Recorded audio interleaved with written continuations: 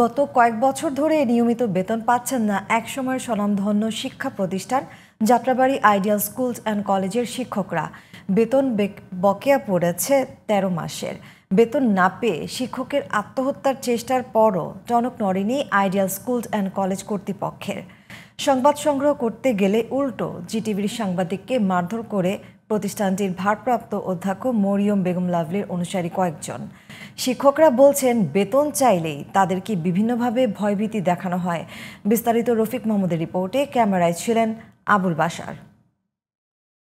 আমি বেতন চাইছি, আমার বেতন চাইলে আমার সবচেয়ে বড় অপরাধ। আমাকে বাধ্যতামূলক ছুটি দিচ্ছে সে। বাচ্চাটা মাদ্রাসায় পড়ে, আমি তার ৫ মাসের বেতন দিতে পারি না, তাকে কোনো প্রাইভেট পড়াইতে পারি না। আমি খুব খারাপ অবস্থায় আছি।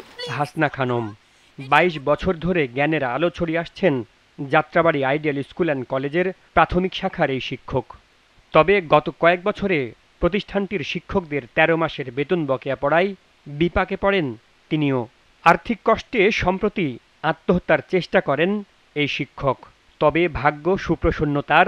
এ যাত্রায় ঢাকা মেডিকেলে কয়েকদিনের চিকিৎসা শেষে সুস্থ হয়ে বাসায় ফেরেন তিনি। আমরা যদি বেতন চাইতে যাই তো মরিয়ম বেগম আমাদেরকে হেনস্থা করে। প্রতিষ্ঠানটির প্রাথমিক শাখার আরেক শিক্ষক সৈয়দা আরিফুন নাহার বকেয়া বেতন দাবি সহ বিভিন্ন অনিয়মের বিষয়ে কথা বলায় সভাপতির কক্ষে ডেকে নিয়ে অকথ্য ভাষায় গালিগালাজের অভিযোগ করেন আরিফুন নাহার। প্রতিবাদ করায় স্কুল কর্তৃপক্ষ উল্টো অভিযোগ আনে শিক্ষক আরিফুন নাহার উশৃঙ্খল। তাকে গত ২.৫ মাস ধরে প্রবেশ করতে দেয়া হচ্ছে না স্কুল ক্যাম্পাসে। যে শোকজ করছে উনি, বিকজ আমরা বেতন চেয়েছি, আমরা বেতন পাই না ১৪ মাস। আমাদের অনেক খারাপ জীবন, আমাদের লাইফ অনেক কষ্টের মধ্যে পড়ে গেছে আমরা। এখন পর্যন্ত ৮ জন শিক্ষককে শোকজ করেছেন প্রতিষ্ঠানটির অসীম ক্ষমতার অধিকারী ভারপ্রাপ্ত অধ্যক্ষ মরিয়ম বেগম লাভলি। ভয়ে মুখ খোলার সাহস করেন না অনেকে। এদিকে অভিভাবকরা জানান, শিক্ষকদের বকেয়া বেতন ছাড়াও স্কুলের অনিয়ম নিয়ে বলতে গেলে ভারপ্রাপ্ত অধ্যক্ষের রুম পরিণত হয় টর্চার সেলে।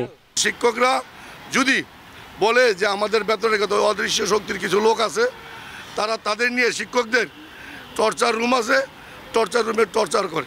শিক্ষকরা বেতন পায় না। যেহেতু আমরা স্কুল পরিচালনা করছি, এক সময় অনেক শিক্ষককে আমরা নিয়োগ দিছি, তারা এসে আমাদের কাছে কান্নাকাটি করছে যে আপনারা ছিলেন, আমরা তো ভালো ছিলাম, এখন তো আমরা বেতন পাচ্ছি না।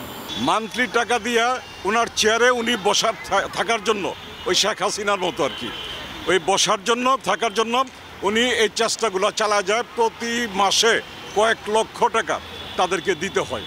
এসব অভিযোগের বিষয়ে ভুক্তভোগী শিক্ষক ও অভিভাবকদের বক্তব্য নেওয়ার পর অধ্যক্ষ মরিয়ম বেগমের সাথে কথা বলতে গেলে প্রথমেই জিটিভির সাংবাদিককে বাধা দেয় নিরাপত্তা কর্মী। এরপর সেখানে হাজির হন আনোয়ার হোসেন সর্দার নামে একজন, যিনি নিজেকে পরিচয় দেন স্কুলটির ম্যানেজিং কমিটির সাবেক সদস্য হিসেবে।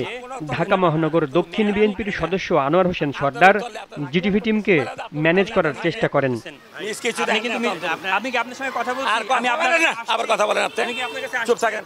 এরপরই অধ্যক্ষের কাছে না যেতে হুমকি ধামকি দেন তিনি। পরে ফোনে অধ্যক্ষের সাথে যোগাযোগের চেষ্টা করা হলেও বন্ধ পাওয়া যায় নাম্বারটি। পরে বেলা ৩টার দিকে ফোনে যোগাযোগ করে বক্তব্য দিতে রাজি হন অধ্যক্ষ মরিয়ম বেগম। তবে তার কক্ষে গেলে দেখা যায় সেখানে আগে থেকেই বসে আছেন ৮ থেকে ১০ জন। প্রাতিষ্ঠানিক দুর্নীতি, শিক্ষকদের বকেয়া বেতন এবং আর্থিক অনিয়ম নিয়ে অধ্যক্ষকে প্রশ্ন করলে অশোভন আচরণ শুরু করেন রুমে বসে থাকা ব্যক্তিরা।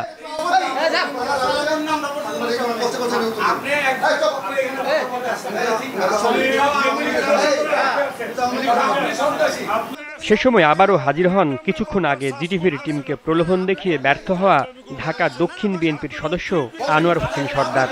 রেকর্ড করা ফুটেজ মুছে ফেলতে প্রথমে হুমকি দেন, তারপরই হামলা চালান জিটিভি টিমের ওপর। Rafiq Mahmud, GTV news, Dhaka. আমি এখানে মারামারি করতে আসছি।